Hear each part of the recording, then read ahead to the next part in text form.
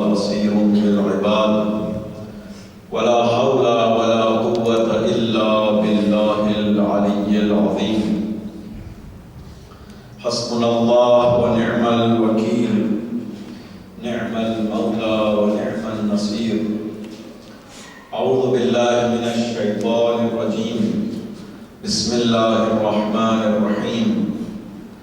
الحمد لله رب العالمين بارئ الخلائق أجمعين، والصلاة والسلام والتحية والإكرام على النبي الأمي المكي المدني القرشي الهاشمي الذي سمي في السماء بأحمد وفي الأرض بأبي القاسم محمد.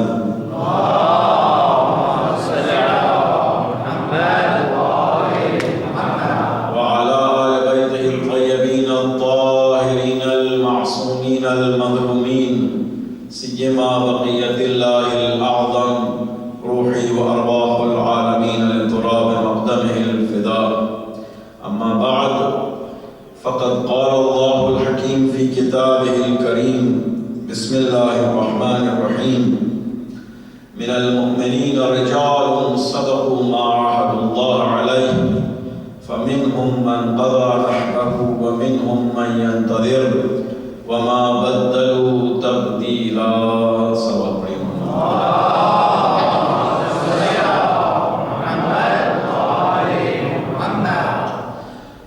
عزیزان گرامی، اس آیہ کریمہ کے ذیل میں کربلا اور عصر حاضر کے عنوان سے چند باتوں کو آپ کی خدمت میں پیش کرنے کی کوشش جاری ہے، اور امید ہے کہ خدا متعال کہنے والے کو اور سننے والوں کو اتنی توفیق دے کہ جو بات کہی جا رہی ہے اور جو بات سنی جا رہی ہے اپنی زندگی میں اس کو مشعل راہ بنائے. اور انشاءاللہ ہم سب مل کر کوشش کریں کہ جتنا ہو سکے اپنی اپنی ظرفیت کے اعتبار سے اپنے آپ کو، اپنے کردار کو، اپنے اعمال کو کربلا والوں کی کردار سے ملانے کی کوشش کریں. اور یقیناً اسی میں ہماری نجات ہے. ہمارا راستہ کربلا ہے، ہماری زندگی کربلا ہے. کوشش کرنی چاہیے.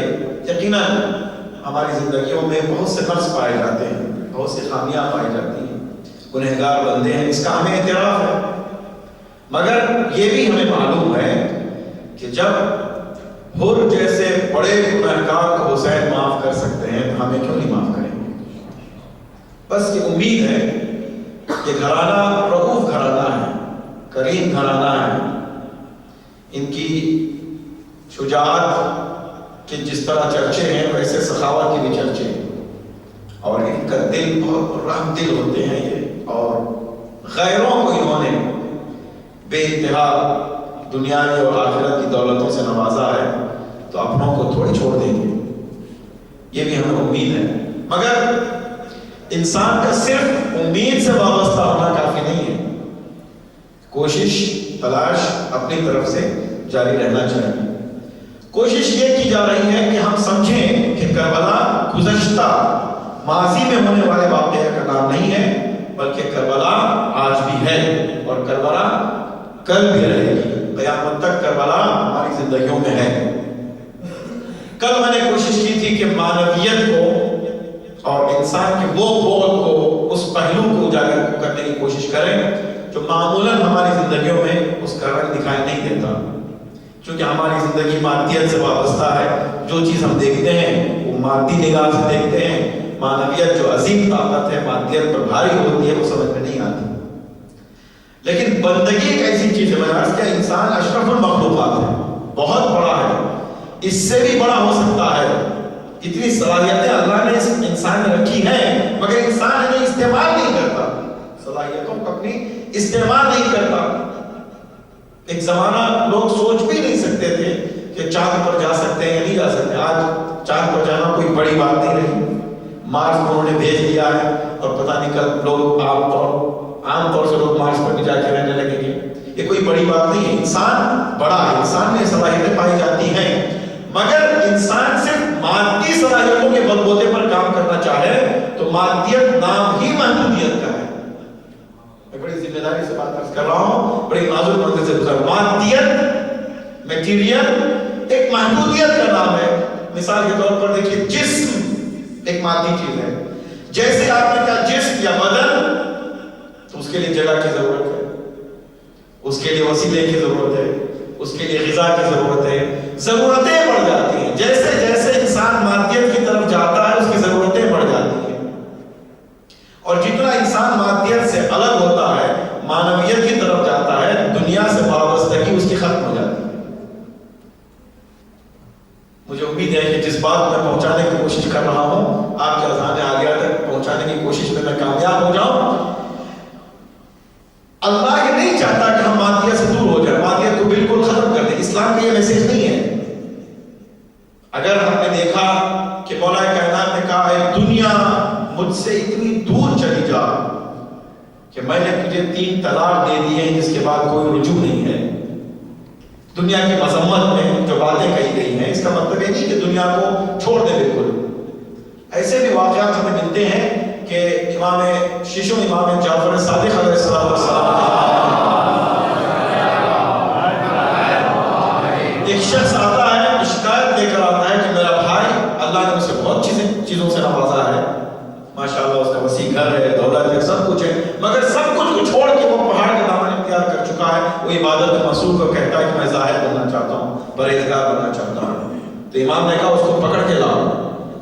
جب اس کو امام کی خدمت میں حاضر کیا گیا تو امام نے ڈانٹا، اللہ نے جو نعمتوں کو تیرے حوالے کیا ہے اس کا صحیح مصرف کر۔ یہ کیا بات ہے، تقویٰ کا نام لے کر، زہد کا نام لے کر تو نعمتوں کو چھوڑ رہا ہے۔ تو جہاں پر دنیا کی چیزوں کی مذمت کی گئی ہے، وہاں پر دنیا کا صحیح استعمال بھی سکھایا گیا ہے۔ بس اسلام کا یہی تو امتیاز ہے کہ انسان کو بتاتا ہے دیکھو تم دنیا میں رہتے ہو تو دنیا کا بھی استعمال کرو، آخرت کی تیاری بھی کرو، بس بیلنس کی ضرورت ہے۔ میں ایک مثال کے ذریعے سے اپنی بات کو آگے بڑھانا چاہوں گا، مل جل کر بات پڑھی محمد وال محمد۔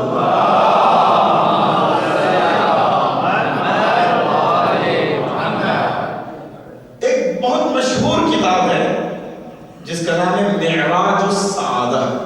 معراج اسنشن یعنی اوپر جانا، معراج سیڑھی، سعادت ہماری کامیابی کی سیڑھی، یعنی اگر یہ راستے پر چلیں گے تو آپ کی زندگی کامیاب ہو جائے گی۔ ملا احمد تراکی نے اس کتاب کو لکھا ہے، کاشان کے رہنے والے، ایران قم کے پاس ایک شہر ہے کاشان۔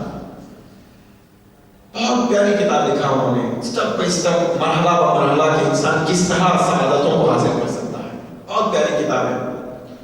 انہوں نے ترک دنیا کے سلسلے میں لکھا ہے کہ کس طرح دنیا سے لگاؤ کو چھوڑا جا سکتا ہے، کہ دنیا سے اٹیچمنٹ جو ہمارا ہے اس کو کس طرح سے کم کیا جا سکتا ہے، آخرت کی طرف کس طرح رغبت اپنی زندگی میں لائی جا سکتی ہے۔ ایک درویش ہوتا ہے، درویش معمولاً درویش پرانے زمانے میں ان کا کشتہ ہوتا تھا، اس کو کشکول کہتے تھے، ایک برتن ہوتا تھا جس کو کشکول کہتے ہیں۔ کشکول کے معنی یہ ہے کہ کھانا دو، چاول دو، روٹی دو، سالن کچھ بھی دو، اسی میں ڈالتے تھے، مکس، جو چیز مکسچر ہوتا ہے اس کو کہتے ہیں کشکول۔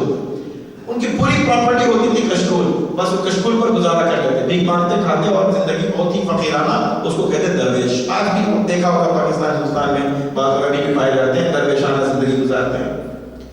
ایک درویش نے اس کتاب کو مطالعہ کیا، اس کے دل میں شوق پیدا ہوا کہ اتنی بڑی کتاب لکھنے والا زاہد زمانہ جو زہد اور ترک کی دنیا کے سلسلے میں اتنے اچھے فارمولے انہوں نے بتائے ہیں، کتنا زاہد زمانہ ہوگا، ان سے ملاقات کریں۔ اب یہ ایڈریس لے کر کاشان پہنچے، لوگوں نے بتایا، نشاندہی کی، دیکھا بہت عالیشان مکان ہے، گھوڑے ہیں، غلام ہیں، ان کو ڈاؤٹ پیدا ہوا کہ بھائی یہ کتاب لکھنے والا اتنا بڑا مکان ان کے پاس نہیں ہونا چاہیے۔ پھر دوبارہ پرسجو کی پوچھا، لوگوں نے بتایا کہ یہی ان کا بولا احمد دراقی کا ہی گھر ہے۔ تو اندر داخل ہوئے، دیکھا ملا احمد دراقی بیٹھے ہوئے ہیں، غلام ہیں، اچھا دربار چل رہا ہے، سلام کیا، بیٹھے، مگر چہرے پر ملا احمد دراقی نے دیکھا اس کے ذہن میں ایک ایسا سوال ہے جو پوچھنا نہیں چاہتا۔ حکیم لوگ چہرے سے ریڈ کر لیتے ہیں، پڑھ لیتے ہیں کہ اس کے ذہن میں کیا گزر رہا ہے، مگر حکیم وقت پر بولیں گے، ہر وقت نہیں بولیں گے۔ ملا احمد دراقی نے اس درویش سے کہا کہ ہمارے یہاں مہمان بنو.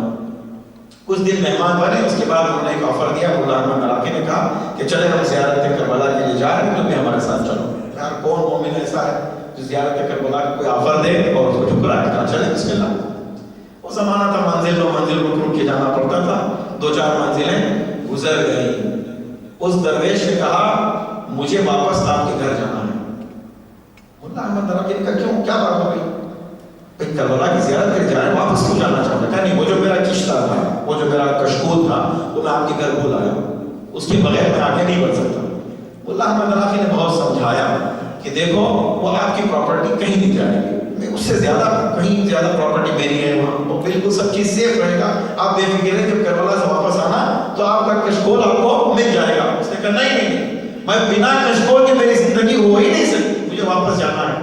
اب مولا احمد عراقی کو موقع ملا کہ اس کو سمجھائیں دنیا کیا ہوتی ہے. انہوں نے کہا دیکھ تجھ میں اور مجھ میں یہی فرق ہے, تیری پوری پراپرٹی بس وہی کشکول ہے جس کے بنا تو زندگی نہیں گزار سکتا. اتنا اٹیچمنٹ ہے, اتنا لگاؤ ہے اس کشکول سے کہ جس کی بنا کربلا کے سفر کو ٹھکرا رہا ہے. میرے پاس اتنا بڑا بنگلہ ہے, غلام ہیں, گھوڑے ہیں, سب کو میں چھوڑ کے کربلا کی زیارت کے لیے جاؤں, میرا کوئی لگاؤ نہیں ہے. بتایا دیکھ دنیا کا رکھنا, دنیا کی نعمتوں کا رکھنا برا نہیں ہے, دنیا کی نعمتوں سے وابستگی رکھنا ہوتا ہے. تو دنیا سے وابستگی بری چیز, دنیا کی نعمتوں کو رکھنا برا نہیں ہے. شرط ایک ہی ہے, حلال طریقے سے حاصل کریں, حلال طریقے میں خرچ کریں. بھئی ہماری پراپرٹی, ہمارا مال جو ہمارے پاس آتا ہے, ہماری دولت ہماری نہیں ہوتی. یہ بہت مسٹیک ہو جاتا ہے, یہ ہم میں یہ جو ہوتا ہے نا ہماری میری, یہ بڑی غلط فہمیوں میں ڈال دیتا ہے انسان. میں ہمارا کچھ ہے ہی نہیں. جب ہم ہی ہمارے نہیں ہیں تو ہمارا کیا ہے؟ ہم ہی اپنے نہیں ہیں. یہ بدن اللہ نے جو امانت کے طور پر ہمارے حوالے کیا ہے, اللہ کی مرضی کے بغیر ہم اس بدن کو مصرف کریں گے تو جواب دہ ہونا پڑے گا. علم فقہ کیا ہے؟ علماء یہی فقہاء بتاتے ہیں کہ علم فقہ یہ ہے کہ ہماری جو امانت اللہ کی طرف سے ہم نے لیا ہے اس کے مصرف کے طریقے کو بتانے کا نام ہے علم فقہ. اٹھے تو کیسے اٹھے, بیٹھے تو کیسے بیٹھے, بولے تو کس طرح بولے, سنے تو کیا کرے, کس طرح ہمارے کا انجام دے, ہمارے بدن کو مصرف کرے, اس علم کو کہتے ہیں علم فقہ. یعنی اللہ کی مرضی کو جاننے کا نام ہے علم فقہ. تو ہم جب ہم ہی اپنے نہیں ہیں تو ہمارا اپنا نہیں ہوا. یہاں تک کہ ہم جب اس دنیا سے انشاءاللہ رخصت ہوں گے تو اپنے پوری پراپرٹی کی وصیت نہیں کر پائیں گے. وصیت بھی کریں گے تو 2/3 ہی کر پائیں گے, اس سے زیادہ وصیت نہیں کر پائیں گے. میرا مال ہے, میری دولت, میری ملکیت نہیں. تمہاری ملکیت تھی مگر تمہارے مرنے کے بعد پورا حق تمہارا نہیں ہوگا. تو بس انسان بہت مجبور ہے. جو میں بس ایک جملہ یہاں پر ایک بریکٹ میں عرض کرتا چلوں تاکہ ہم اپنی حقیقت کو جانیں, تاکہ معنویت سمجھ میں آئے اور کربلا سمجھ میں آئے. کربلا کو اگر معنویت کو رخ چھوڑ دیں گے تو پھر کربلا سمجھ میں نہیں آتا. میں نے عرض کیا کل ایک سوال جو ہمارے ذہنوں میں پیدا ہوتے ہیں, اس امام نے ایسا کیوں کیا, امام نے ایسا کیوں کیا, ایسا کیوں کہا, ایسا کیوں نہیں کیا. یہ جو سوالات ہمارے جوانوں کے ذہنوں میں آتے ہیں اس کی وجہ یہ ہے کہ ایک طرف کو ہم نے کربلا کے سمجھ لیا, کئی ابعاد کو, کئی رخ کو کربلا کی چھوڑ دیا, تو کربلا پوری طریقے سے سمجھ میں نہیں آئی. انسان کی حقیقت کیا ہے؟ اور توجہ چاہتا ہوں, ایک کٹھن مرحلے سے میں گزر رہا ہوں. انسان کی حقیقت کیا ہے؟ فلاسفہ, اسلامی فلاسفہ بیان کرتے ہیں کہ ہمارے کئی وجود ہیں. ایک ہے میں, ہم کہتے ہیں میری باڈی, میرا بدن, تو معلوم ہے کہ میں ہوں جو بدن اس سے متعلق ہے, ٹھیک ہے, ایک میں ہوں. یہ میں کیا ہے؟ یہ میں پہلے بھی تھا, یعنی ہمارا وجود پہلے بھی تھا. یہ ہمارا وجود پہلے کچھ اور باڈی کو آکیوپائی کیا ہوا تھا, تسخیر میں لیا ہوا تھا, استعمال کرتا تھا. اس باڈی کا نام اس دنیا میں آنے سے پہلے والی دنیا کا نام ہے, اس میں جو ہماری باڈی ہوتی ہے اس کو کہتے ہیں حیولا. جو ہمارے اجداد میں سلب میں یا ماں کے رحم میں جو گزر کے آ رہے ہیں وہ حیولا, اس کا نام رکھا. بہرحال آپ کچھ نہیں سمجھے, ایک باڈی, ایک ایسی باڈی کو ہم آکیوپائی کرتے تھے جس کا نام تھا حیولا. اب بس اس دنیا کو ہم نے چھوڑا, اس دنیا میں آ گئے, یعنی اس باڈی کو ہم نے چھوڑا. ہم ہیں, جو تھے وہی ہیں, ابھی بھی ہیں. ایک مرتبہ انسان وجود, عالم وجود میں آ گیا تو پھر مرے گا نہیں, ختم نہیں ہوگا. ہمارے اردو میں بہت پیاری اصطلاح ہے, موت کو ہم لوگ کیا کہتے ہیں؟ انتقال. انتقال کے معنی کیا ہے؟ انتقال کے معنی کیا ہے؟ اگر ایک مکان کو آپ نے چھوڑا اور دوسرے مکان کو اختیار کیا تو کوئی آپ منتقل ہو گئے, آپ نے انتقال فرمایا. بس عزیزوں موت ختم ہونے کا نام نہیں ہے، ایک جگہ سے دوسری جگہ جانے کا نام ہے موت، انتقال فرمانا. بس ہم وہاں اس دنیا سے انتقال فرما چکے، اس دنیا میں آئے یعنی اس دنیا میں پیدا ہوئے. اب ہم اس باڈی کو آکوپائی کیا، جو بدن دیکھ رہے ہیں، اس بدن کو ہم نے آکوپائی کیا، تسخیر کیا، اپنے قبضے میں لے لیا. اب اس باڈی کو استعمال کر رہے ہیں، ٹھیک ہے. اب اس باڈی کے احتیاجات بہت زیادہ ہیں، ضرورتیں بہت زیادہ ہیں. کھانے کی ضرورت ہے، پینے کی ضرورت ہے، استراحت کی ضرورت ہے، نیند کی ضرورت ہے، وسیلے کی ضرورت ہے. بہرحال چونکہ محدود باڈی ہے، اس باڈی کے اعتبار سے ہماری ضرورتیں. اور پھر جب اس دنیا سے ہم کوچ کر جائیں گے، اس باڈی کو چھوڑ دیں گے اور ہم دوسری باڈی کو اختیار کریں گے. اس کو کہتے ہیں برزخی بدن، جس کی مثال علماء نے یوں دی ہے. آپ نیند میں جب سوئے ہوئے ہوتے ہیں، خواب دیکھیں گے. خواب ایک بہت بڑی نعمت ہے عزیزوں، بہت بڑی نعمت ہے. خواب ایک بڑی نعمت ہے. کہتے ہیں کہ خواب ایک انفارمیشن سورس ہے. اگر صحیح معنوں میں اگر کوئی خواب کی تعبیر کرے تو اس کے گزشتہ اور آئندہ بہت سے معلومات اسے ہو جائیں گے خواب کے ذریعے سے. آپ لوگوں نے اپنی زندگی میں کچھ حد تک تجربہ کیا ہوگا. خواب ایک بہت بڑی چیز ہے، اور خواب کی تعبیر میں جو ایسا علم ہے جو خدا ہر ایک کو عطا نہیں کرتا. یوسف جیسا شخص چاہیے جس کو خواب کی تعبیر کا علم عطا کرے.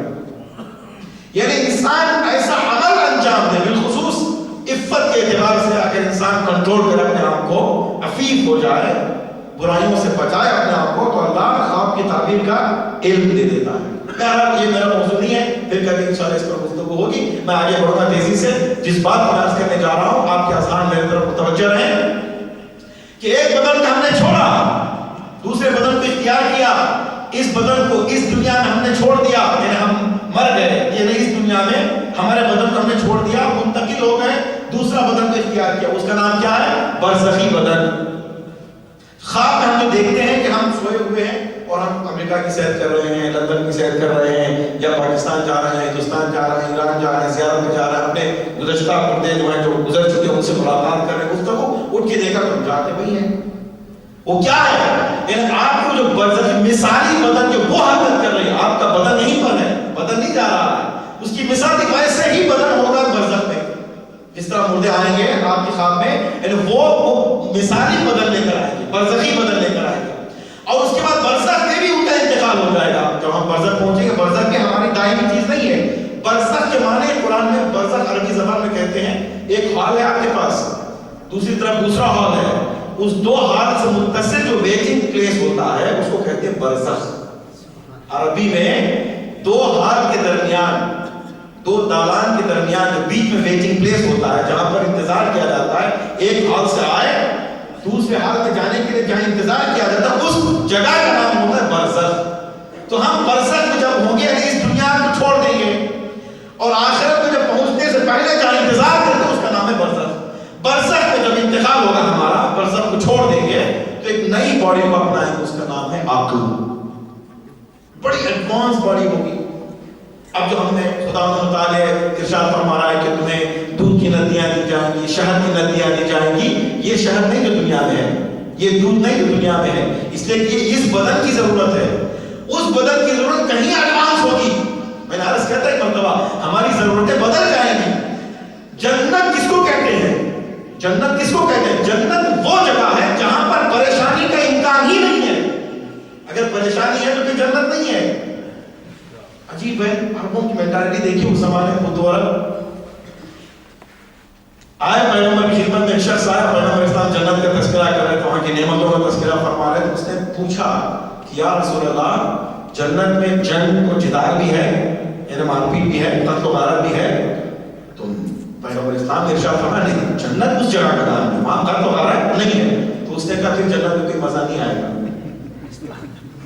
ایسے لوگ جو جس کو اگر قتل نہ کرے کسی کو تو وہ چین سے سو نہیں پاتے تھے. ایسے لوگوں کو پیغمبر نے کیسے بنا دیا کہ جو ایک بھائی تڑپ دیکھ کر اپنی جان دے دے، قربانی کرے جنگ بدر میں، جنگ احد میں. تو یہی پیغمبر اسلام کا معجزہ ہے کہ ایسے لوگوں کو پیغمبر نے بدل کے فداکار شخص بنا دیا، سلمان جیسا بنا دیا، ابو ذر جیسا بنا دیا. بڑی بات ہے، یہ پیغمبر کا معجزہ ہے. بہرحال ہم جب وہاں پہنچیں گے جنت میں تو وہاں سکون ہی سکون ہے، پریشانی بالکل نہیں. یہاں تک کہ بعض روایتوں میں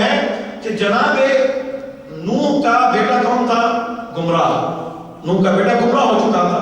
نوح نے بہت چاہا کہ اسے بلائے, اپنی طرف بلایا. اللہ نے کہا نہیں, انہ لیس من اہلک, اب اس کے پیچھے مت پڑو, یہ گمراہ ہو چکا ہے. ٹھیک. تو جنت میں جناب نوح اگر یاد کر لیں کہ میرا ایک ایسا بیٹا تھا جو گمراہ ہو گیا تو پریشانی نہیں ہوگی. آپ کے آسان ہے میری طرف. اگر جناب نوح کو یہ خیال پیدا ہو کہ میرا بیٹا تھا دنیا میں مگر وہ گمراہ ہو گیا تو کیا پریشانی نہیں ہوگی؟ کیا بہت پریشانی ہوگی. بیٹا ہے میرا. جنت اس جگہ کا مقام ہے, روایتوں میں کہ جناب نوح کو کبھی یاد نہیں آئے گا کہ ان کا ایک برا بیٹا بھی تھا. اس کا نام ہے جنت. یعنی اس دنیا میں جو ہم پریشانیوں کا سامنا کرتے ہیں ان پریشانیوں کو یاد تک نہیں کرتے تو اس مقام کا نام ہے جنت. تو عزیزو, جنت بہت بڑی جگہ ہے. جنت بہت بڑی جگہ ہے. انسان صلاحیت پیدا کرے, قصد کرے کہ بھئی کہاں رہنا ہے.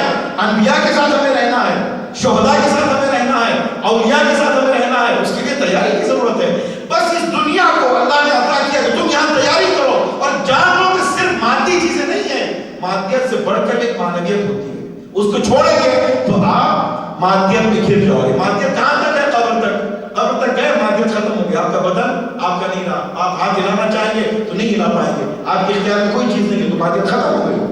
تو پھر کیا لے جائیں گے؟ معنویت لے جائیں گے. کہا اللہ نے کہا تم عبادت کرو, میری عبادت کرو. اپنی اطیعنی حتی اجعلک مثلی, میرے بندے میری اطاعت کر کے تو دیکھ, میں تجھے اپنے جیسا بناؤں گا. یعنی تو معنویت کو کسب کر لے, اپنے آپ کے اسٹینڈرڈ کو بڑھا لے, انسان بن جا, اللہ کا بندہ بن جا. عبادت کے ذریعے سے کون چیزیں میں تجھے دے دوں گا تو دنیا دیکھتی رہ جائے گی. تو میں نے عرض کیا ایک دو مثال کل پیش کی کہ میں چونکہ میں چاہتا ہوں ہم زمین میں رہ رہے ہیں نا, زمین کی باتیں کریں. جب آسمان جائیں گے انشاءاللہ آسمان کی باتیں کریں.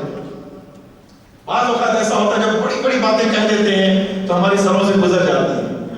تو ہم چھوٹے ہیں نا, چھوٹی باتیں کریں. زمین میں ہے نا, زمینی باتیں کریں. چونکہ ہم خاکی بندے, خاکی بندوں کی باتیں کریں. بعض اوقات ایسا ہوتا ہے کہ اگر کسی امام کا معجزہ داخل کیا تو وہ امام کا معجزہ ہم تھوڑی کر سکتے ہیں. کسی نبی کا معجزہ ہمیں پیش کیا تو وہ تو نبی ہے, ہم تھوڑی کر سکتے ہیں. ایک شخص آیا, اس نے کہا اپنی نبوت کا دعویٰ کیا کہ میں نبی ہوں. تو لوگوں نے پوچھا نبی ہے تو معجزہ بتاؤ نا. نبی معجزے سے ثابت کیا جا سکتا ہے نبوت کو, تو معجزہ بتاؤ. تو اس نے پوچھا کہ کیا معجزہ بتاؤ, آپ کے نبی کیا معجزہ بتا دیتے. تو انہوں نے کہا ہمارے نبی تو ایسے تھے, درخت سے اشارہ کیا درخت کو, درخت اپنی جگہ چھوڑ کے آ گیا, تو تم بھی درخت کو بلاؤ. تو اس نے کہا اے درخت میری طرف آ جا. اب درخت ہے کہ ہلتا ہی نہیں. دو تین دفعہ کہا, دیکھا کہ بھائی ان کی ساتھ خراب ہو رہی ہے. اس نے کہا انبیاء کو تکبر نہیں ہے, اگر درخت نہیں آتا تو ہم درخت کے پاس چلے جائیں. یہ جھوٹے نبیوں کی کوئی بات نہیں ہوتی, لیکن اللہ نے انسان میں اتنی صلاحیت دی ہے کہ میں نے عرض کیا کہ درخت کو اگر اشارہ کرے تو درخت ہٹ جانا چاہیے. اگر نہیں ہٹتا تو معلوم ہوا کہ ہم نے وہ طاقت بھی استعمال نہیں کیا. انبیاء کی بات نہیں کروں گا, اولیاء کی بات نہیں کروں گا, ہم جیسے لوگوں کی بات کریں. کل میں نے علامہ طباطبائی کا ایک کرشمہ بتایا, اور یہ بھی نقل ہے, میں چونکہ 33 سال پہلے والی بات ہے, بہت پرانی بات نہیں ہے, ریسنٹ بات ہے. ان کی بیٹی ابھی زندہ ہے, انہیں انٹرویو کیا ایک میگزین میں, ابھی بھی زندہ ہے. ان کی بیٹی نقل فرماتی ہے کہ ایک مرتبہ میں اپنے باپ کے کمرے میں گئی, دیکھا کہ نماز پڑھ رہے تھے. باہر آئی بغیچے میں تو پانی دے رہے تھے وہ, تو پھر اندر دوڑ کے گئی, دیکھا پھر وہاں نماز پڑھ رہے ہیں. پھر باہر آ کے دیکھا وہ تو پانی دے رہے ہیں. کنفیوژن ہوا, بھائی اندر تو نماز پڑھ رہے تھے, باہر دیکھا تو وہ تو پانی دے رہے ہیں. ماں کے پاس دوڑی, پوچھا کہ ماں یہ ماجرا کیا ہے. میں نے باپ کو دیکھا نماز پڑھ رہے ہیں اندر کمرے میں, باہر آ کے دیکھا تو پودوں کو پانی دے رہے ہیں. تو ماں نے کہا تو پہلی بار تم نے دیکھا ہے, یہ تو میں روز دیکھ رہی ہوں. کہ وہ کیا ہے کہ جب بھی یہ کسی دوسرے کام میں مصروف ہوتے ہیں تو اللہ ان جیسے فرشتے کی عبادت کے لیے مصروف کر دیتا. کوئی نبی کی بات نہیں کر رہا ہوں, کوئی ایمان کی بات نہیں کر رہا ہوں. تو خیر میں نے عرض کیا کہ وہ وہاں والے ہیں, ہم ان کی تہ تک نہیں پہنچ پائیں گے. ہاں ہم جیسے لوگوں کی بات کر رہا ہوں جنہوں نے عبادت کے ذریعے سے اپنے آپ کو اتنا بڑھا لیا کہ اللہ کو یہ منظور نہیں کہ وہ دوسرے کام میں مصروف ہو. جب وہ دوسرے کام میں مصروف ہوتے ہیں تو ان کے جیسا فرشتے کو مامور کر دیتا ہے کہ جائے اور ان کی طرف سے عبادت کرے. آپ نے سنا ہے نا فرشتے مجلسوں میں آتے ہیں, یہ ہماری آنکھیں اگر وسیع ہوتی تو دیکھ لیتے. آپ نے واقعہ سنا ہے. میں یہ نہیں چاہتا کہ ہم جو سنتے ہیں اس کو اس نگاہ سے دیکھیں کہ ہمارے پاس امکان نہیں ہے اس کا. ممکن ہے، ہم نہیں کرتے ہیں اس کا مطلب ہے کہ پاسبل نہیں ہے۔ ابو بصیر مشہور واقعہ، ابو بصیر ان کا نام کچھ اور تھا۔ ابو بصیر اس لیے رکھا گیا کہ وہ چونکہ اندھے تھے، بینائی نہیں تھی، ظاہری بینائی نہیں تھی، مگر وہ باطنی چیزوں کو دیکھتے تھے، اس لیے ان کا ابو بصیر۔ یہ دیکھنے والے نہیں ہے، بصیر کے معنی دیکھنے والا۔ ابو بصیر نے دیکھنے والوں کے باپ، یہ باپ نہیں ہے۔ ہمارے کہتے ہیں نا تو کیا تیرا باپ ہوا ہے، مطلب یہ ہے تو جو چیزیں دو عام انسان نہیں دیکھ پاتے وہ اس سے بڑھ کر نہیں دیکھ لیتے۔ ابو بصیر آتے ہیں پتہ کہتے ہیں ما اکثر الحجیج، مولا کتنے زیادہ حاجی ہو گئے، لبیک اللہم لبیک کی آوازیں گونج رہی ہیں۔ امام نے کہا نہیں، ما اکثر الضجیج واقل الحجیج، چلانے والے بہت ہیں، حاجی بہت کم ہیں۔ کہا وہ کیسے؟ میں تو آوازیں سن رہا ہوں۔ مولا نے اشارہ کیا انگشت کا، دیکھا اب دیکھا بس 2 حاجی تھے اور 1 بچہ، باقی سب جانوروں کی شکل میں گھوم رہے تھے۔ نگاہ ہو تو معلوم کرے آدمی کہ بھائی دنیا میں کیا گزر رہا ہے۔ ہم ایک دوسرے کو دیکھتے ہیں، یہ بھی شاید اللہ کا کرم ہے کہ ہم اپنے ایک دوسرے کی حقیقتوں سے آشنا نہیں ہے۔ روایتوں میں ہے کہ اگر ہم دوست کی پوری حقیقت سے آشنا ہوتے کوئی ایک دوسرے کا دوست نہ ہوتا۔ ہماری حقیقتیں اگر باہر آ جاتی تو ایک دوسرے کو کوئی دیکھنا پسند نہ کرتا۔ شاید یہ اللہ کا کرم ہے کہ ہم پوری چیزوں کو نہیں سمجھ پا رہے ہیں، مگر ہے دنیا میں ایسے آج بھی جو اندر اوریجنل چیزوں کو دیکھتے ہیں، حقیقتوں کو دیکھتے ہیں کہ ہماری حقیقت کیا ہے۔ تو علامہ طباطبائی وہ حقیقتوں کو دیکھتے تھے، یہاں تک کہا جاتا ہے کہ رات میں آخری عمر میں وہ سوتے نہیں تھے۔ ان کے خادم آیا، ان کی خدمت میں کہا آپ کی طبیعت خراب ہو گئی، آپ تھوڑا استراحت فرما لیں۔ تو انہوں نے جواب میں ارشاد فرمایا کہ میں کیسے سوؤں، مجھے شرم محسوس ہوتی ہے، در و دیوار کو تسبیح پڑھتے ہوئے سنوں اور میں سو جاؤں۔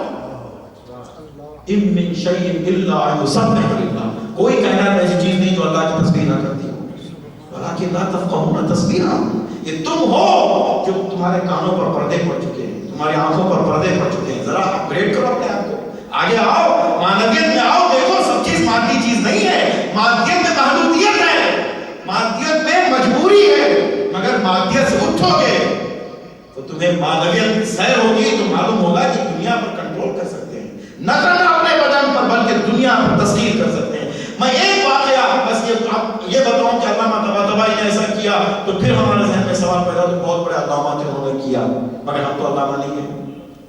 ایک بات ہے نا، میں چاہ رہا ہوں کہ ایسی باتوں کو قریب کر لے آؤں کہ ہم بھی کر سکتے ہیں۔ کربلا آج بھی دسترخوان کربلا کا کھلا ہوا ہے، انہیں ہم بھی کر سکتے ہیں۔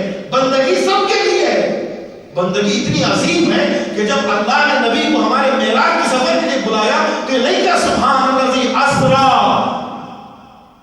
لرسول ہی نہیں لعبد، بندگی کا عنوان دے کر رسول کو معراج تک بلایا۔ یعنی بندگی بہت بڑی چیز ہے کہ بندگی کے فائدے آخرت میں ہیں، مرنے کے بعد تو ہے ہی، مگر دنیا میں بھی انسان بندگی کے ذریعے سے اتنا اونچا ہو سکتا ہے کہ عام انسان تصور نہیں کر سکتے۔ ایک واقعہ میں بس اپنی بحث کو آئیے کربلا سے لے جاؤں گا۔ ایک مشہور واقعہ ہے، نجف کے بازار میں ایک شخص رہتا تھا جس کا نام ہے حسن علی، اس کا نام تھا۔ حمال مشہور تھا، حمال آپ جانتے ہیں، ویٹ لفٹر، ایک مزدور، کولی کرنے والا، سامان ادھر سے لے جائے گا ادھر لے جائے گا۔ ہمارے یہاں اس کی کوئی قیمت نہیں ہوتی، ہمارے یہاں اس کی اہمیت نہیں دیتے، ہم لوگ اس کو احترام کی نگاہ سے نہیں دیکھتے۔ بہت بری بات ہے، پتہ نہیں جس کو ہم ایک ویٹ لفٹر کی نگاہ سے دیکھ رہے ہیں، پتہ نہیں اللہ کے نزدیک وہ کتنا قریب ہوگا، یہ ہمیں نہیں معلوم۔ روایتوں میں ہے کہ قیامت کے دن ہم ان چیزوں کو دیکھیں گے جو ہمارے تحت کام کرتے ہیں، وہ ہم سے بہت اونچی جگہ پر پہنچ جائیں گے، اور ہمیں ان سے بات کرتے وقت شرم آتی کہ میں دنیا میں تو میرا غلام تھا۔ تو کبھی بھی کسی کو نیچی نگاہ سے مت دیکھیے، یہ دنیاوی عہدے کبھی آتے ہیں کبھی چلے جاتے ہیں، اس کا آنا بھی امتحان ہے، اس کا جانا بھی امتحان ہے۔ یوم لک و یوم علیک، ایک دن تمہارے فیور میں ہے، ایک دن تمہارے اگینسٹ ہے۔ یہ دیکھا کیسے ایسے ویسے ہو گئے، ایسے ویسے کیسے ہو گئے، ہم نے اپنی آنکھوں سے دیکھا ہے نا، کیسے ایسے ویسے ہو گئے، ایسے ویسے کیسے ہو گئے۔ کبھی بھی کسی کو حقارت سے نگاہ سے مت دیکھیے، جس کو ہم حقارت کی نگاہ سے دیکھ رہے ہیں ممکن ہے کہ وہی اللہ کے نزدیک مقرب بندہ ہو۔ اہم یہ ہے کہ اللہ کے نزدیک کتنا مقرب بندہ ہے، کتنا اہم ہے۔ حسن علی حمال اس کی اہمیت نہیں کرتے تھے۔ ایک مرتبہ دیکھا تقریباً 70 سال کا بوڑھا ہے، زندگی بھر اس نے حلال کمائی ہے، اور کسی کی جیب کی طرف اس نے نگاہ نہیں ڈالی. ایک مرتبہ یہ دیکھا کہ چھت کے اوپر ایک معصمہ، ایک مومنہ کپڑے سکھانے کی کوشش کر رہی ہے، بچہ اس کے بغل میں ہے، اس کے آغوش میں ہے. ایک مرتبہ بچہ گر جاتا ہے، ماں چلاتی ہے میرا بچہ. اب حسن علی ہے، بازار ہے، بڑا بازار ہے، نجف کا، سب دیکھ رہے ہیں. حسن علی کہتے ہیں یا اللہ، اور بچہ آرام سے حسن علی کے آغوش میں آ جاتا ہے. اب لوگ ہیں، کل تک اس کو ایک ویٹ لفٹر سمجھ رہے تھے نا، ایک حمال سمجھ رہے تھے نا، ایک مزدور سمجھ رہے تھے نا، اب اس پر جھپٹ پڑے. اے حسن علی بتاؤ تم کون ہو، مسیحا ہو، کون سا معجزہ ہے، کیا کیا تم نے، ہمارے لیے بھی دعا کرو، ہمارے لیے بھی کچھ تعویذ دو. بھائی لوگ جو ترجمہ مانے لگے. حسن علی کہتے ہیں کہ میں وہی حسن علی ہوں جو کل تک تھا، میں نہیں بدلا، وہی حسن علی ہوں. کہ پھر تو نے کیا کیا؟ میں نے کچھ نہیں کیا. اس نے کہا کہ اب پوری زندگی میں بہت توجہ چاہتا ہوں، میرے جوانوں بالخصوص بہت توجہ چاہتا ہوں، پوری زندگی میں اس نے کہا جیسے اللہ نے کہا نماز پڑھو، میں نے کہا چش، نماز کو ادا کیا. اللہ نے کہا روزہ رکھو، میں نے کہا چش، روزہ رکھا. اللہ نے کہا خیرات کرو، میرے بس میں جو کچھ تھا میں نے کہا چش، خیرات کیا. ایک عمر میں نے جو اللہ کہتا گیا ادھر امر ہوا، ادھر میں نے کہا چش، سامان ہوتا آتا. ایک مرتبہ میں نے کہا اے خدا، تو اللہ نے کہا چش. صلوات پڑھیے محمد والا.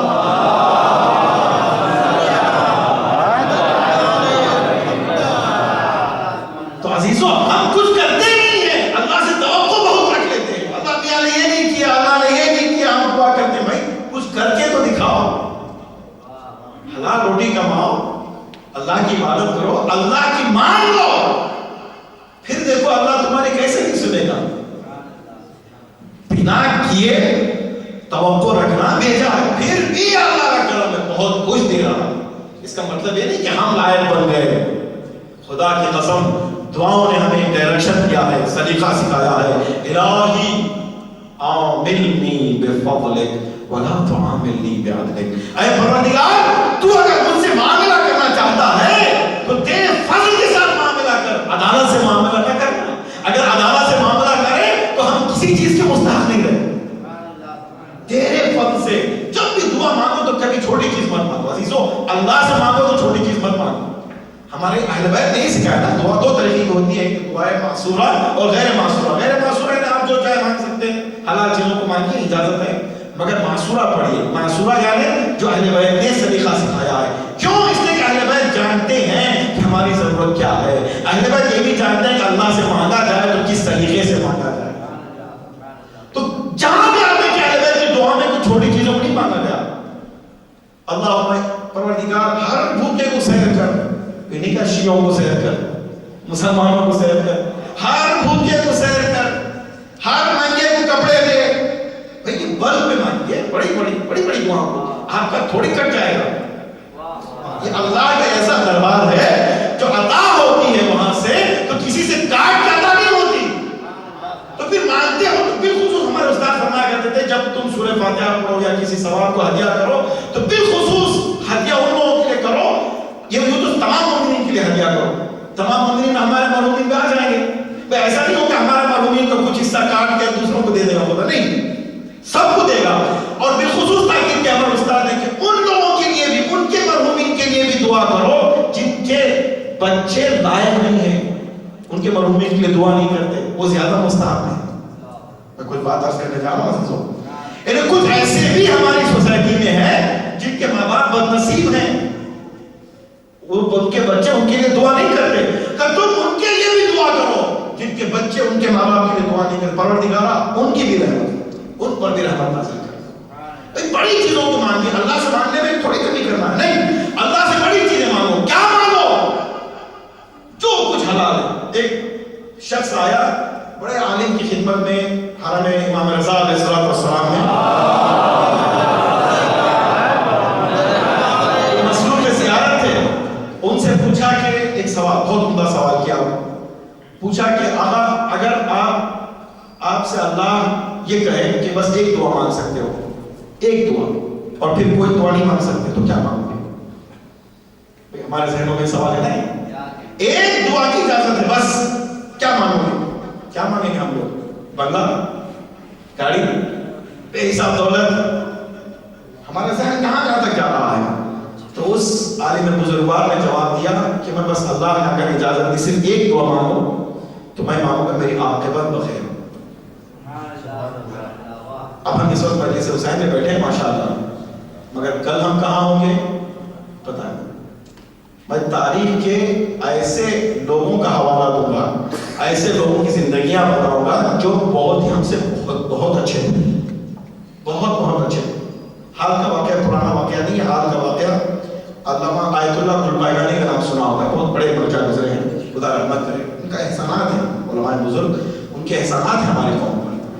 تو وہ نقل فرماتے ہیں، ان کے شاگرد نے مجھے بتایا ہے، ہمارے استاد نے، ان سے سن کے بس ایک ہی واسطہ ہے، زیادہ واسطہ نہیں، روایت بہت لمبی اس کے سند نہیں ہے، بس ایک ہی واسطہ ہے۔ وہ فرماتے ہیں کہ ان کا ایک ساتھی تھا، ہم حجرہ، کلاس میٹ اور روم میٹ، ایک روم میں ایک کمرے میں ساتھ رہتے تھے، ایک ساتھ پڑھتے تھے، ان سے زیادہ ذہین تھا، ان سے اچھا پڑھتا تھا۔ جب اس کی جانکاری کا وقت آیا تو ان کو پتا چلا کہ وہ عالم انتظار میں ہے، تو مستحب ہے کہ جائیں عیادت کریں۔ یہ پہنچے، آیت اللہ گلپائگانی پہنچے اپنے دوست کی عیادت کے لیے۔ تو ظاہر سی بات ہے عیادت میں کیا ہوتا ہے، کہتے ہیں جب عالم انتظار میں ہوتا ہے مستحب ہے اسے تلقین کی جائے، کہو لا الہ الا اللہ، تو اس نے کہا نہیں کہوں گا لا الہ الا اللہ، اللہ اللہ۔ آیت اللہ گلپائگانی فرما رہے ہیں کہو محمد رسول اللہ، وہ کہہ رہا ہے میں نہیں کہوں گا محمد رسول اللہ۔ کہ کیوں، کیا ہوا؟ نہیں ہے تقریباً۔ اس نے کہا کہ تمہیں یاد ہے آیت الپیغانی کہ تم میرے ساتھ پڑھتے تھے، میرے ساتھ رہتے تھے، بہت سے مسائل تم سمجھتے نہیں تھے، میں تمہیں سمجھایا کرتا تھا۔ کہا ہاں تم اچھا سمجھتے تھے، سمجھایا کرتے تھے۔ تو اس نے کہا کیا ہوا کہ تمہیں اللہ نے مرجع بنا دیا، مجھے نہیں بنایا، اللہ عادل نہیں ہے، یہ کہہ کے وہ اس دنیا سے رخصت ہو گیا۔ مرتد کی موت، آپ تعجب نہیں کریں گے کہ بھئی ایک مجتہد پڑھا لکھا مرتد کی موت مر سکتا ہے، تو ہمارے اعمال میں کیا گارنٹی ہے؟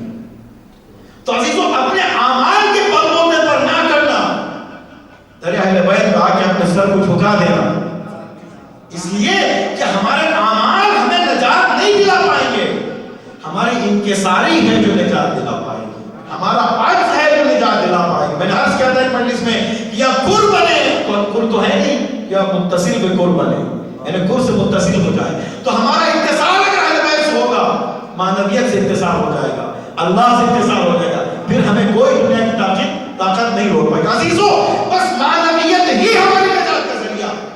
دنیا مادیت میں کیلکولیشن کرتی ہے، معیشتوں کے پاس ہے کیا، ہم تو دنیا میں میجورٹی میں نہیں ہیں، ہمارے پاس نہ فائنینشیل پاور ہے، نہ میڈیا ہمارے پاس ہے، اور نہ کوئی اسلحہ ایسا ہے جو ہم دنیا کا مقابلہ کر سکیں، نہ تعداد ہے۔ تو ہم یہی کہتے ہیں نا پروردگار اللہم نشکو الیک فرد نبینا وغیبت ولینا وکثرت عدونا وقلت عددنا وتظاہر الزمان علینا۔ یہ ہم دعا کرتے ہیں ہر جمعہ کہ پروردگار ہم شکوہ کرتے ہیں کہ ہمارے نبی ہمارے درمیان میں نہیں ہے، وحی کا سلسلہ منقطع ہو چکا ہے، ہمارا امام پردے غیب میں ہم نہیں دیکھ پاتے امام کو، پروردگار ہماری تعداد بہت کم ہے، ہمارے ظالموں کی تعداد بہت زیادہ ہے، وہ ہم پر طعنہ دے رہے ہیں، یہی دعا کرتے ہیں نا۔ تو ہمارے پاس ہے کیا چیز؟ خدا کی قسم جو چیز ہمارے پاس ہے اگر اس کو ہم تھام لیں تو ہمارے پاس سب کچھ ہے۔ امام حسین نے دعا عرفہ میں کیا کہا تھا؟ الہی من وجدک ماذا فقد ومن فقدک ماذا وجد۔ اے پروردگار جس نے تجھے پا لیا اس نے کھویا کیا، اور جس نے تجھے کھویا اس نے پایا کیا۔ یہی تو ہمارا امتیاز ہے، یہی معنویت ہی ہے جو ہمیں آگے لے جائے۔ خدا کی قسم میں تاریخ کا ایک واقعہ اور حال کا واقعہ بتاؤں گا تاکہ رب دوں آپ کو کہ گزشتہ نہیں ہے، ہمارا گزشتہ بھی حال ہے۔ کربلا صرف ایک پاس نہیں ہے، جنگ بدر میں کتنے مسلمان تھے؟ ابھی تو یہ تو نہتے مسلمان اپنا گھر بار چھوڑ کے مکے سے آئے تھے، اور جو مدینے میں جو انصار تھے انہوں نے جو کچھ تھا انہوں نے بانٹ لیا تھا، ابھی ابتدائی ایام ہے۔ بعض روایتوں میں 313 فوجی تھے، یعنی جو میدان جنگ آئے تھے جنگ بدر میں 313، جس میں 12-13 سال کے بچے بھی تھے اور 70 سال کے بوڑھے بھی۔ بس ابتدائی ایام ہے، کفار قریش کو گھمنڈ آیا کہ آئے بس ان کو ابتدائی میں ختم کر دیں، نہ رہے بانس نہ بجے بانس، سب کو ختم کر دیں۔ 1000 سے زیادہ فوج لے کر لیس اسلحوں سے لیس فوج، ایک کے پاس 2 گھوڑے 2 اونٹ، 4 तलवारें, 6 नेज़े, पूरा अस्त्र लेकर आए, पूरा वेपन लेकर आए। मुसलमानों के पास का एक तलवार में 3 सब खड़ी पड़ी हुई है। एक तलवार, एक आदमी शहीद हुआ, फिर दूसरा उसको उस तलवार में लेकर रहेगा। सिचुएशन देखिए, मुसलमानों का सिचुएशन और कुफार का। तब ये जंग की इब्तिदा हो रही है।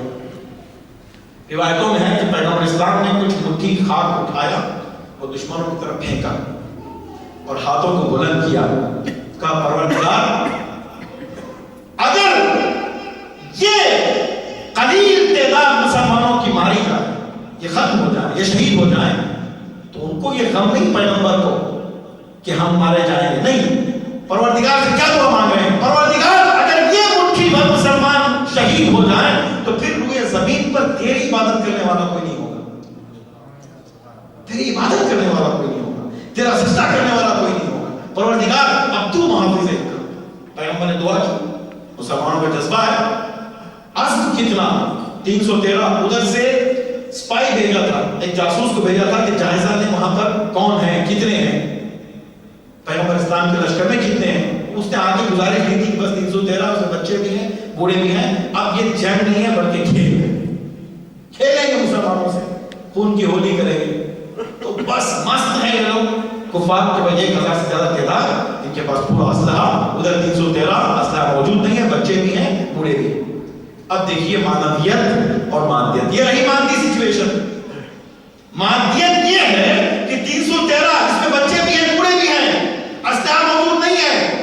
इस तरफ 1000 से ज्यादा पूरा असलहा, जरूरत से ज्यादा असलहा। अब घमंड पैदा हुआ इनको कि हम ये जंग थोड़ी लड़ेंगे, हम तो खेल खेलेंगे। ये रही मानती सिचुएशन। अब क्या हुआ, जब जंग का आगाज हुआ तो कुफ्फार कुरैश ने देखा कि हजारों की तादाद में मुसलमान हैं, जंग कर रहे हैं। क्या हुआ, अल्लाह ने स्टार वाले फरिश्तों को भेजा, मुसव्विमीन, कुरान किताब है, मुसव्विमीन तो स्टार वाले होते हैं। स्टार वाले फरिश्तों का काम क्या था, कुछ करना नहीं था, फरिश्ता आए थे, वहां खड़े हुए थे, बस बास मुसलमान भी नहीं देख पा रहे थे फरिश्तों। ये मलाइका जो अल्लाह की तरफ से आए थे, मुसलमान नहीं देख पा रहे थे, मगर कुफार की आंखें खोल दी अल्लाह ने। तो देखो, कुफार ने जब देखा हजारों की तादाद में है तो कुफार डर गए। बस अजीजों, जंग हिम्मत के बलबूते पर जीत जाती है, आस्तों के बलबूते पर नहीं। जंग हिम्मत के बलबूते पर जीत जाती है। जब देखा, जब कुफार डर गए तो मुसलमान आराम से गालिब आ गए। मलाइका ने मदद नहीं की, बस आए, खड़े रहे, कुफार को दिखाई दिए और बस खत्म। अब ये क्या है, कौन सी मादियत में आप कैलकुलेट करेंगे, कौन से हिसाब में आप बताएंगे? नहीं, मादियत दुनिया में सिर्फ मादियत नहीं है, मानवियत भी है। मादियत से ऊपर भी हटकर कुछ चीजें हैं। काज़ीज़ों, ये रहा पास्ट 1400 साल पहले वाला वाकया, कुरान में दर्ज है, बाकायदा आयतें हैं, बाकायदा इसकी तफसीर हुई है, इसमें कोई इख्तिलाफ नहीं है। सुन्नी शिया तमाम मुफस्सिरीन ने लिखा। अब 2006 कितने साल पहले, 6 साल पहले एक जंग हुई लबनान, मुट्ठी भर हिजबुल्लाह, जिनके 500 कमांडोज, 500 कमांडोज, बाकी सब निहत्ते हैं, मुसलमान हैं। उस तरफ पूरी ताकत, लेटेस्ट वेपन, जदीद आलात असलहे, मीडिया, पूरी दुनिया का मीडिया उनका सपोर्ट कर रहा है। पूरे वेस्ट दौलत, यहां तक के बाज़ गुजारिशात आज आ रही है, आप नेट पर अगर चेक करेंगे तो आपको मिल जाएंगे इसकी गुजारिशात, कि बाज़ मुसलमान भी जो नाम नहाद मुसलमान हैं, उन्होंने पैसा दिया इस्राइल पर हिजबुल्लाह को खत्म कर दे, पैसा दिया और ग्रीन सिग्नल दिया है, तुम हिजबुल्लाह को खत्म कर दो, हम तुम्हारे साथ हैं। तो दौलत उनके पास, असलहा उनके पास, तादाद उनके पास, मीडिया उनके पास, सब कुछ मादी एतबार उनके पास। इधर मादी एतबार के पास एक हेलीकॉप्टर तक नहीं है, एक जंगी जहाज तक नहीं है, बस कुछ टैंक हैं और कुछ कमांडो से, बस है क्या इनके पास, वो सिलाहुल बुका। मोमिन का असलहा रोना होता है। रात को दुआएं तवस्सुल पढ़ी इन लोगों ने, सुबह करबला के तस्करे को छेड़ा, कुछ आंसू बहाया और निकल गए अल्लाह का नाम लेके। अजीजों, अगर हम अल्लाह के साथ रहेंगे اللہ کی عبادت کریں گے, اللہ کے دین کی نصرت کریں گے, تو جس طرح بدر میں اللہ نے فرشتوں کو بھیجا, آج بھی فرشتوں کو بھیجے گا. اس لیے کہ جو اللہ بدر کا اللہ ہے وہ حزب اللہ کا بھی اللہ ہے. اللہ بدلا نہیں ہے, ہم بدل گئے ہیں. ہم اگر اللہ کے ساتھ ہوں گے تو پھر وہی بدر و خیبر دہرائی جائے گی. تو کربلا آج بھی اوپن ہے, دسترخوان کھلا ہوا ہے. ہم اگر کربلا کے ساتھ ہو جائے تو پھر کربلا کر کے دکھائیں گے. آج کیا ہو رہا ہے دنیا میں؟ پاکستان میں ہمارے شیعوں کو قتل عام کیا جا رہا ہے, بڑی بے دردی کے ساتھ قتل عام کیا جا رہا ہے. کیا ہم اس چیزوں سے ڈر جائیں گے؟ یہ دشمن کا خیال خام ہے. عزیزوں, میں جملہ عرض کرنے جا رہا ہوں, اس جملے کی قدر کریں اور اپنے دل میں اتار لیں. جو کربلا کے واقعات کو پیش نظر رکھے, دنیا کا کوئی عالمیہ اسے ہرا نہیں پائے. کربلا سے بڑی کوئی چیز ہے؟ آدم سے لے کر آج تک اور آج سے لے کر قیامت تک کربلا سے بڑا عالمیہ نہ ہوا نہ ہوگا.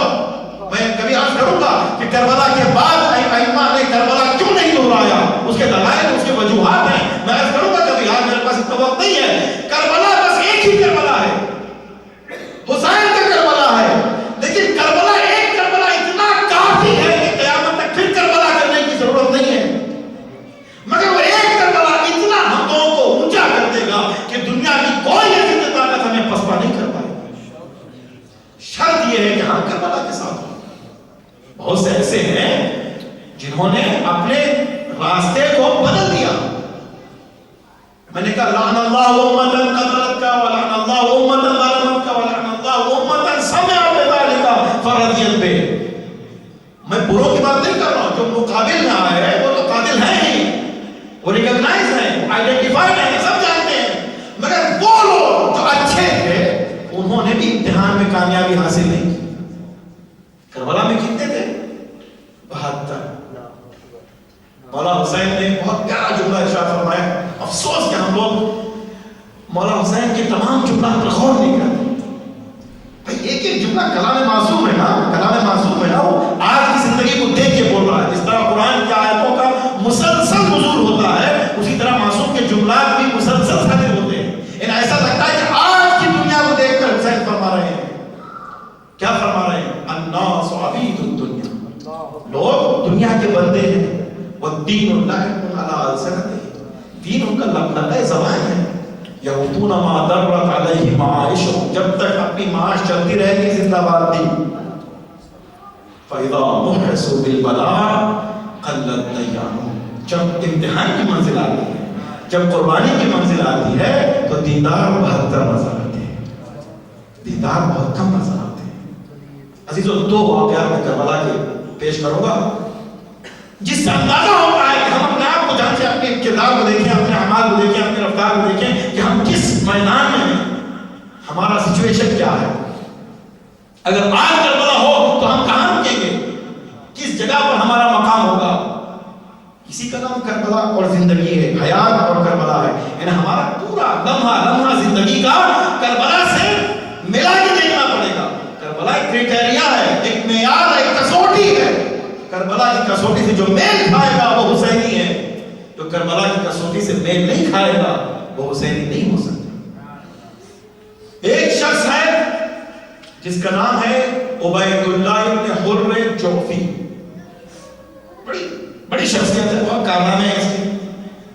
برا آدمی نہیں تھا, میں بروں کی بات نہیں کر رہا ہوں, جو اچھے تھے جنہوں نے امتحان میں کامیابی حاصل نہیں کی.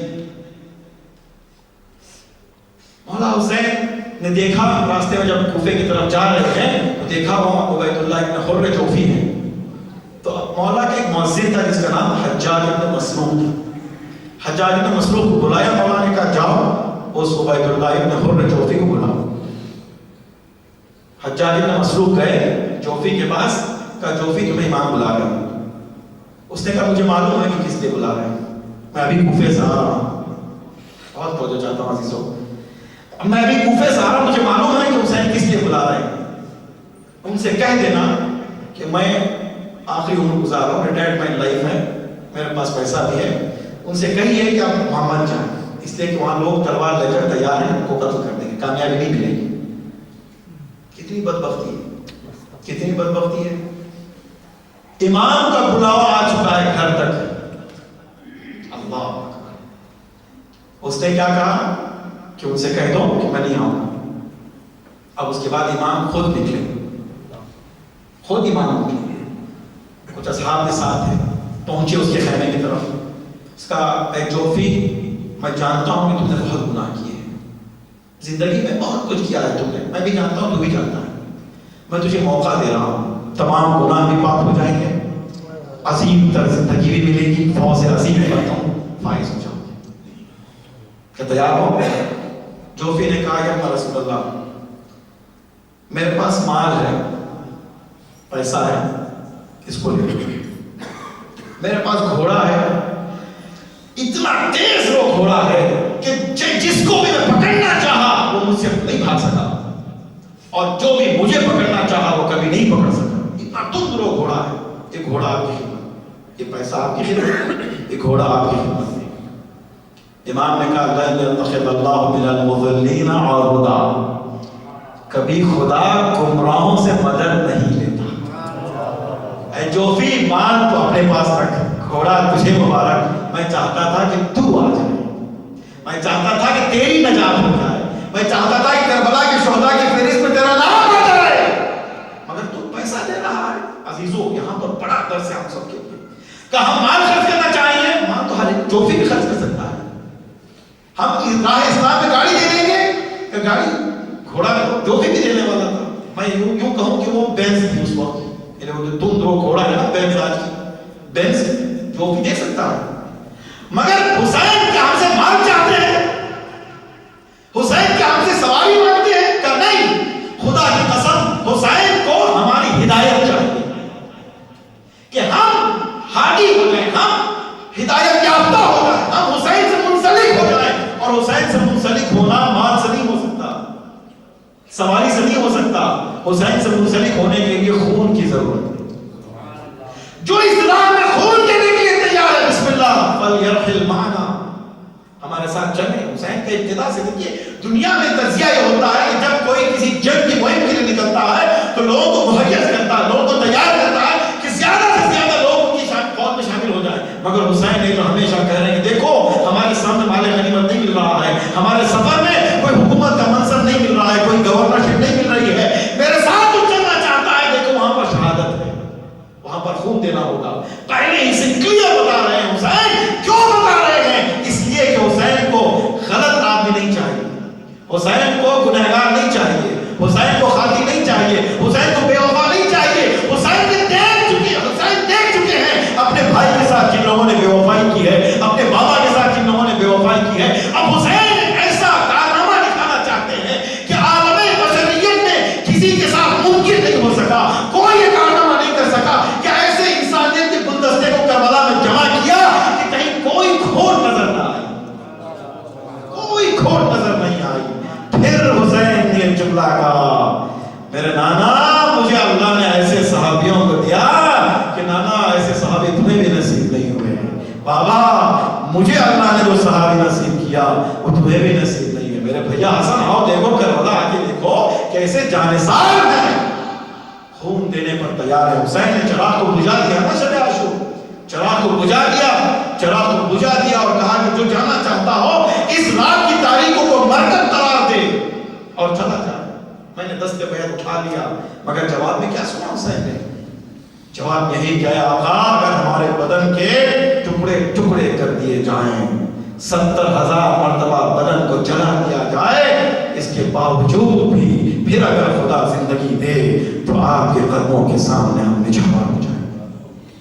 کربلا والوں کو حسین نے اونچا کر دیا کہ یہ کیا ہے؟ یہ مادیت نہیں, یہ گھوڑا یا درہم و دینار سے کربلا نہیں ملتی. کربلا ملتی ہے خون سے, کربلا ملتی ہے خون سے. جہاں خون دینے کے انسان تیار ہو وہاں وہ حسین کے ساتھ سفر کرنے کے لیے تیار ہو جائے. حسین خون چاہتے ہیں, یعنی انسان خون کی فداکاری کرے اللہ کی راہ میں, تو حسین اس خون کو اتنا بلند کر دیتے ہیں کہ نہ آسمان اٹھا سکتا ہے نہ زمین اٹھا سکتی ہے. کتنا بلند ہو جائے گا. فرشتے آئے روایتوں میں ہے کہ جب مدینے سے یہ کاروان نکل رہا تھا تو ملک 4000 ملک آئے حسین کی خدمت نے کہا حسین آپ کی خدمت کی ہم آپ کی خدمت کے لیے آئے ہیں، حکم ہو تو ہم یزیدیوں کے سر کو کاٹ کے آپ کی خدمت میں رکھ دیں۔ کہا نہیں، اب تمہارے مدد کی ضرورت نہیں ہے، تم نے بدر میں مدد کیا بس کافی ہے۔ حسین چاہتا ہے کہ انسانیت کا کرشمہ دکھائے۔ آدم کا جب پتلا بنا تھا تو اللہ نے جب آدم کو روح پھونکی تو کہا تھا فَقَوْا لَهُ سَاجِدِينَ، تو فرشتوں نے اعتراض کیا تھا کہ تم ان کو خلیفہ بنا رہا ہے جو یسفک الدماء، خون ریزی کر رہا ہوتا ہے اس دنیا میں، ہم تو تیری تسبیح کرتے ہیں، ہم تو تیری تقدیس کرتے ہیں۔ تو فرشتوں نے ایک روح کو دیکھ لیا تھا، یزیدیوں کے کارنامے کو دیکھ لیا تھا، مگر حسین کے کارنامے کو نہیں دیکھا تھا۔ اب حسین بتا رہے ہیں کہ اے فرشتوں، اللہ پر اعتراض کرتے ہوئے تمہیں شرم نہیں آتی؟ اللہ پر اعتراض کرو۔ اب دیکھو انسان کا کیا کرشمہ ہوتا ہے۔ کربلا میں انسان کے دوسرے رخ کو حسین نے بتایا، فرشتوں نے کہا حسین اب ہم کبھی لب کشائی نہیں کریں گے، اے پروردگار تو نے جو خلیفہ بنا کے بھیجا ہے بجا کیا۔ حسین نے وہ کرشمہ بتایا کربلا میں۔ کہا فرشتوں سے کہا نہیں تمہاری مدد کی ضرورت نہیں۔ روایتوں میں ہے کہ وہ فرشتے آئے، حسین کے ہمراہ آئے، کربلا میں تھے، دیکھتے رہے۔ روایتوں میں ہے معتبر حدیث ہے، سند ہے اس کی، اس میں لکھا ہے کہ 4000 فرشتے ابھی بھی کربلا کی زیارت میں ہیں۔ جب تک انشاءاللہ امام تشریف لائیں گے وہ وہیں پر رکیں گے، طواف کرتے ہوئے رکیں گے۔ جب انشاءاللہ امام تشریف لائیں گے امام کی خدمت میں بلائے گا کہ مانویت ہے، صرف مادیت نہیں ہے۔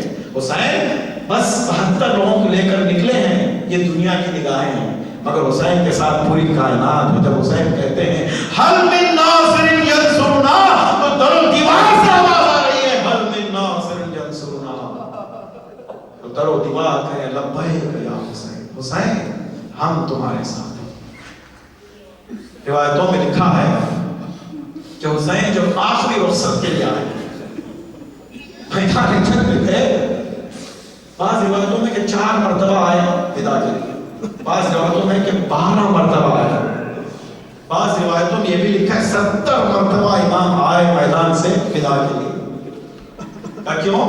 کہ جیسے جنگ کے لیے جاتے اشقیاء کو دور تک بھگا دیتے اور پھر خیال آتا اپنی بیویوں کا، خیال آتا اپنے بچوں کا کہ نہ جانے ان پر کیا گزر رہی ہوگی، اس لیے کہ صبح سے ابھی اکبر موجود تھے، عباس موجود تھے، اور محمد موجود تھے، قاسم موجود تھے، اب کوئی نہیں ہے، تنہا ہے، بے کسی کا عالم ہے۔ حسین واپس خیموں کی طرف آتے کہ دیکھیں کہ بیویوں پر کیا گزر رہی ہے۔ 70 مرتبہ حسین خیمے کی طرف آئے اور میدان کی طرف بڑھ گئے۔ روایتوں میں لکھا جب آخری دفعہ آخری ودا کے لیے آئے تو نوبت یہ آئی کہ بیویوں نے حلقہ بنا لیا اور حسین نے درمیان سے گزر رہے ہیں۔ حسین خاموش ہے، کہے تو کیا کرے، سر کو جھکا لیا حسین نے۔ بیویوں کی رونے کی آوازیں آ رہی ہیں، کوئی کہہ رہا ہے بابا صبح سے تو نے میدان میں گیا واپس نہیں آیا، آپ تو ہمارے آخری ڈھال سے آپ ہمیں کس کے حوالے کر کے جا رہے ہو۔ روایتوں میں لکھا ہے کہ ایک ایک رو رہا تھا، ایک ایک رو رہا تھا، ہر ایک کو تسلی دے رہے تھے حسین۔ حسین نہیں رو پائے، بھلا حسین اپنی بہنوں کو روتے ہوئے دیکھے، حسین نہ رو پائے۔ حسین رونے کو سخت کیا کیونکہ حسین اگر رو پائے تو پھر بیویوں کا عالم کیا ہوگا۔ اللہ اکبر، حسین ہے جو سب کو دلاسا دے رہے ہیں، تسلی دے رہے ہیں۔ اب تم پر میرا سلام ہو اے سکینہ، تم پر میرا سلام ہو اے ام کلثوم، ایک ایک کو تسلی دے رہے ہیں۔ روایتوں میں لکھا ہے کہ سب خاموش ہو گئے مگر زینب ہے چپ رہتی، زینب ہے جو رو نہیں پاتی، رونا نہیں بند کر پاتی۔ حق تو ہے نا، زینب حسین کے لیے پیدا ہوئی ہے، زینب بہن نے اپنے بھائی کی اپنے شوہر کو ترک کیا اس لیے کہ بھائی کی محبت نے کربلا تک پہنچا دیا۔ اب زینب حسین کو چھوڑ کے جائے تو کیسے جائے؟ حسین جا رہا ہے میدان کے لیے لیکن زینب حسین کو کیسے رخصت کرے؟ زینب ہے کہ نہیں رکتی، روک نہیں پاتی رونے کو۔ ایک مرتبہ روایتوں میں ہے کہ یہ معنویت کو استعمال کیا، اپنی ولایت کو استعمال کیا۔ حسین نے اپنے دست مبارک کو زینب کے ماتھے پر رکھا، جیسے ہی دست مبارک کو زینب کے ماتھے پر رکھا آپ روایت کہتی ہے زینب خاموش ہو گئی۔ زینب نے کہا بھیا خدا تصرف کیا، ولایت کا تصرف کیا. کیا کیا حسین نے؟ کہ زینب اب تک تو میری بہن زینب ہے، لیکن اب کے بعد تو حسین بھی ہے، تو عباس بھی ہے، تو قاسم بھی ہے. اے زینب ان بچوں کو تیرے حوالے کر کے جا رہا ہوں. اے زینب میری امامت کی امانت کو تیرے حوالے کر کے جا رہا ہوں. اب زینب کا جگر عباس کا جگر بن گیا، اب زینب کا جگر حسین کا جگر بن گیا. طاقت آ گئی زینب کو. روایتوں میں لکھا ہے کہ جب زینب کوفے میں آئی، مجمع عام تھا، زینب نے خطبہ پڑھنا چاہا مگر دشمنوں نے باجے بجانا شروع کیے، سیٹیاں بجانا شروع کی، اور یہ چاہ رہے تھے کہ زینب کی آواز لوگوں کے کانوں تک نہ پہنچے. اللہ اکبر. اب یہ ولی خدا کی بیٹی ولیۃ اللہ اب تصرف ولایت کر رہی ہے. یہ مانگے کہ کربلا ہے، کربلا میں زینب کہتی ہے خدا کی قسم عزیزو، کربلا اس کے بغیر کربلا کامل نہیں ہوگی. جہاں پر ہم روتے ہیں، جہاں پر بے بسیوں کا ذکر کرتے ہیں، وہاں اختلاف کربلا والوں نے بتایا. زینب نے کہا چپ ہو جاؤ، جیسے ہی زینب نے ولیۃ الخدا نے ولیۃ اللہ نے کہا چپ ہو جاؤ. روایتیں کہتی ہیں کہ باجے بجتے رہے، سیٹیاں بجتی رہی، مگر کسی کی آواز نہیں آ رہی. اب علی کی بیٹی خود باسودہ نہیں، اللہ نے پردے کا انتظام کیا. کہ زینب تو خطبہ سنانا چاہتی ہے. زینب کون زینب؟ میں نے آسانی سے جملوں کا ادا کر دیا اور اب آسانی سے سن رہے ہیں عزاداروں. ذرا غور کرو کون زینب ہے، کون زینب ہے؟ اسی کوفے میں زینب گھر میں تفسیر قرآن بیان کرتی تھی، تفسیر قرآن بیان کرتی تھی. کون سنتے تھے؟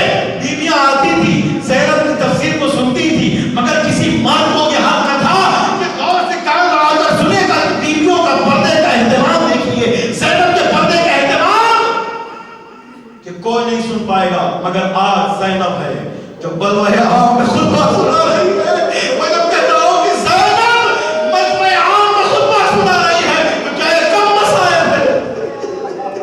اب علی کی بیٹی خطبہ سنا رہی ہے. اللہ نے کہا یہ صرف مادیت نہیں ہے، معنویت کا پہلو بھی اللہ نے بتایا کہ دیکھو یہ نبی ذاتیہ ہے، ان کی آواز نامحرموں کے کانوں تک نہیں پہنچتا ہے. اللہ نے زینب کے لہجے کو علی کا لہجہ بنا دیا.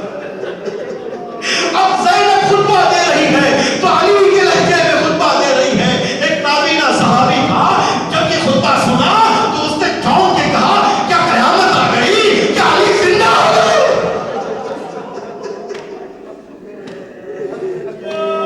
کیا علی پھر سے آ گئے؟ عزاداروں، لوگوں نے بتایا نہیں، علی نہیں آئے. یہ زینب ہے علی کی بیٹی. روزگار دنیا نے یہ وقت لایا کہ اب زینب کوفہ والوں کو خطبہ سنا رہی ہے. عزاداروں بس میں نے ختم کیا.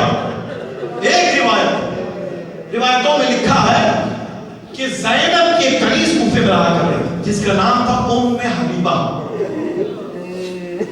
بڑی نیک کنیز تھی. مولا کائنات نے اپنے پیسوں سے ان کی شادی کا انتظام کیا، جہیز تیار کیا، سب کچھ کر کے ودا کیا. اچھے گھرانے میں ان کی شادی ہو گئی.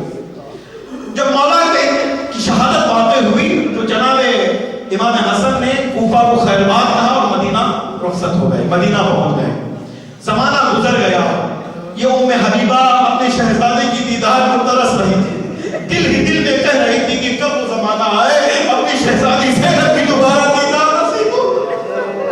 عزاداروں روایت لکھتی ہے، روایت کہتا ہے ایک مرتبہ شور غل آیا میدان میں. ام حبیبہ نے کہا اپنی کنیز سے کہ جاؤ دیکھو کیا شور ہے، کیا غل ہے. کنیز آئی، دیکھا کہ 18 سر ہیں جو ایک ایک محمل کے سامنے جا رہے ہیں. چونکہ واپس گئی، روتی ہوئی گئی. کہا اے ام حبیبہ، اے میری مالکن، ایک ایسا واقعہ ہو چکا ہے کہ 18 سر کو بہنوں کے نیزہ پر لے کر جا رہا ہے. کچھ بیویاں ہیں جو محملوں میں ہیں. ام حبیبہ چونک گئی. ایک چابک کنیز بھی تھی، ان سے کہا جاؤ ہوشیار جا دیکھو کیا واقعہ ماجرا کیا ہے. جب وہ کنیز واپس آئی، دیکھا تو پہچان گئی کہ ایک مرتبہ کیا دیکھا وہ کنیز نے. یہ واقعہ دیکھا کہ کچھ لوگ ہیں جو کھجور اور روٹیوں کو پھینک رہے ہیں اہل بیت کی طرف. جب اہل بیت کی طرف یہ کھجور اور روٹیوں کو پھینک رہے تھے، ام کلثوم نے اس کھجور اور روٹیوں کو واپس کر کے بتا دیا کہ دیکھو اے بیبیوں، صدقہ ہم پر حرام ہے. وہ کنیز بڑی ہوشیار تھی، واپس آئی. ام حبیبہ غضب ہو گیا. کائنات نے ایک ہی کرایا ہے، جن پر صدقہ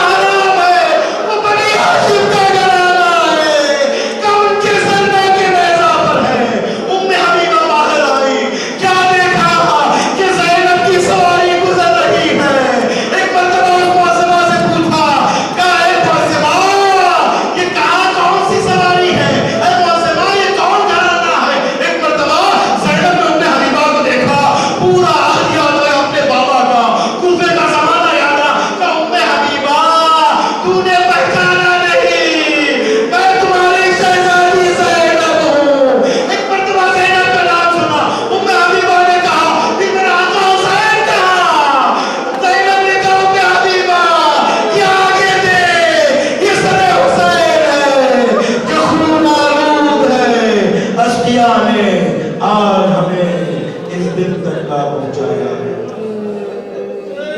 لا لعنت اللہ علی القوم الظالمین. صدق الذی بلغ خیر القلم ينبغي.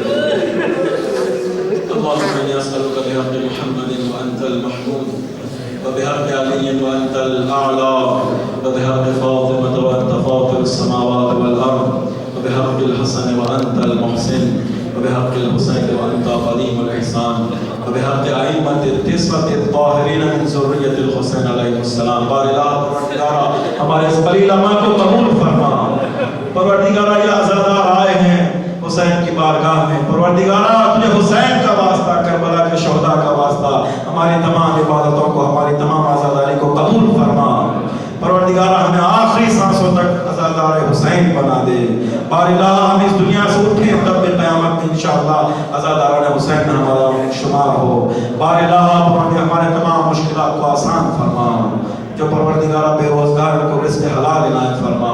بارگاہ جو مقروض ان کے قرضوں کو ادا فرما. بارگاہ جو پریشان حالوں کی پریشانی کو دور فرما.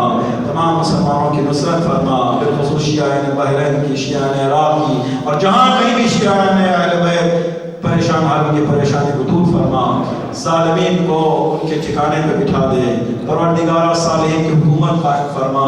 جنت البقیع کی تعمیر کے اسباب کو فراہم فرما، اور ہم سب کو بار بار حج و زیارت نصیب فرما. بالخصوص کربلا میں جو جمع ہو رہے زائرین اربعین کے حسینی کے لیے، بار الہ کی جان مال عزت آبرو محفوظ فرما. دشمنوں کے شر سے محفوظ فرما. دشمنوں کو نیست و نابود فرما. تیرے ولی خاص امام زمانہ کے ظہور میں تاجیل فرما، اور ہم سب کو ان کے اعوان و انصار میں شمار فرما. ماتم حسین